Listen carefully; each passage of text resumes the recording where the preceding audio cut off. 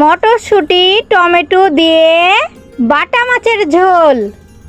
রেসিপিটা করার জন্য প্রথমে কড়াইয়ের মধ্যে সয়াবিন তেল দিব, পেঁয়াজ কুচি, কাঁচামরিচ 2 ভাগ করে কেটে নেওয়া, এগুলোকে ছুরির সাহায্যে এভাবে নেড়ে চেড়ে হালকা ভেজে নিব।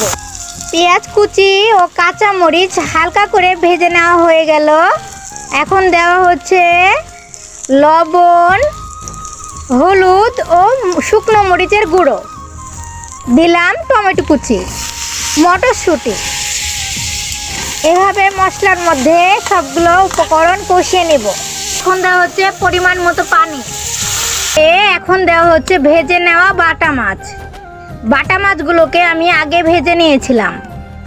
সর্বশেষে দিলাম ধনেপাতা কুচি। এখন ঢাকনা দিয়ে ঢেকে 15 মিনিট চুলাতে জাল দিব। 15 মিনিট পরে ঢাকনা খুললাম। এখন দিলাম ভেজে নেওয়া জিরের গুঁড়ো। ধন্যবাদ আপনাদেরকে।